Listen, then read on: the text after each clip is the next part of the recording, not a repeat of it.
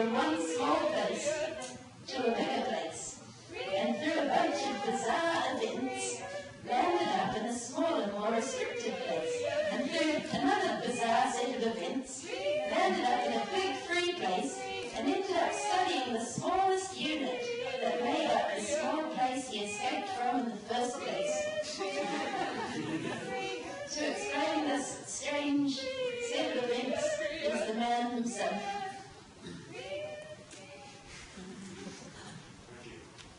Thank you. This story starts in the vast state of the Pacific, in an ensemble of islands that look like a wreath of flowers placed on the sea, or a sail with a big opening. These cells, these rings of islands, are made up of passages with chambers, and through the chambers and through the passages, seawater and nutrients are exchanged, and people as well, and goods and services. And these chambers have plants growing on them. But the ring is dead. It's made of sand, and it is surrounded by a living organic lining, the living reef made of corals and foraminifera.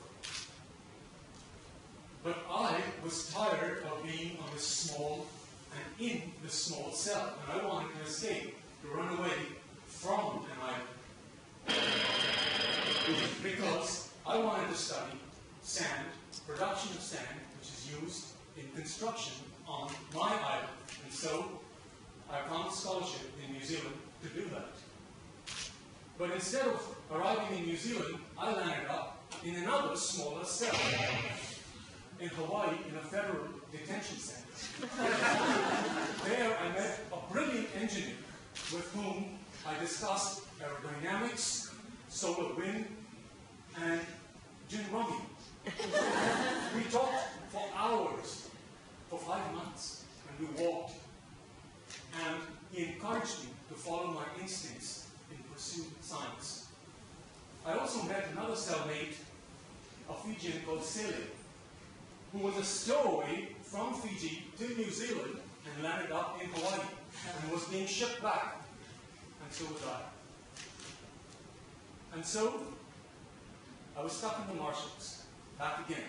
But I found another route to get out, took a plane to another island where I met a long-lost girlfriend who helped me to go to Fiji. From Fiji, I arrived in New Zealand. And there, I looked at the island's sand in a microscope and found foraminifera. I was fascinated by this one. I looked at its glossy surface tiles and its structure, and I had an epiphany, a cascade of interconnected ideas, like cards flowing in a card fan. And I wanted to connect this solar energy, light, and growing clams, which is what I was doing in the islands, to foraminifera, a tall order. But I just knew that there was a connection. And so, 1 year into my PhD, I walked out of 3 supervisors and into another cell, a research group that accepted my research idea.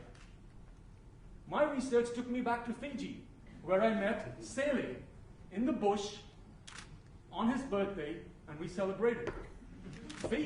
Sele, being a local Fijian fisherman, found for me my foran colony on a sandy strip called Nukumbutu.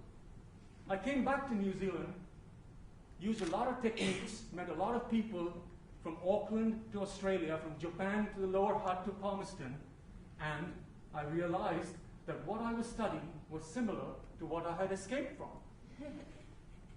This foran was made of rings, which had chambers in them, and the chambers had plants in them.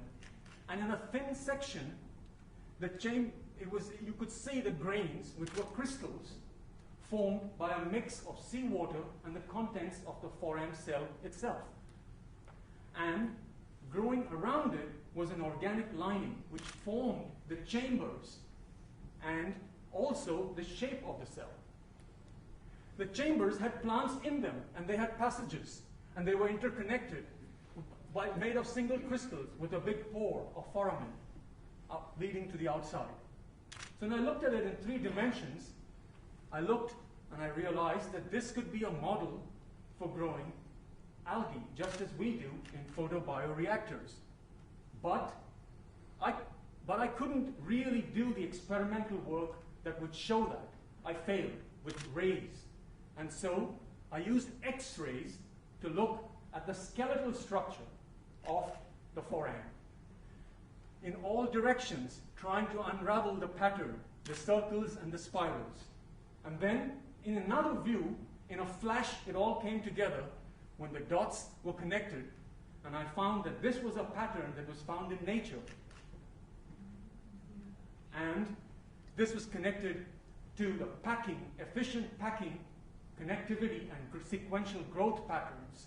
It's also similar, but slightly different to what we find in the hurricanes and in spiral galaxies. So I used the supercomputer at ANU to unmask the skeleton and look at only the spaces and their connectivity to reveal a network within this single cell. And then I added the solid part to reveal the efficient and beautiful solid structural scaffold of the cell. So you see, nature designs, it does chemistry, it manufactures, it assembles, and what we can see are patterns that we may never ever have been revealed, may never have ever seen before, only partially. We peel away one mask to see another mask behind it, what Thomas Hardy called the great face behind. So beyond differences of scale, we find that the differences really dissolve.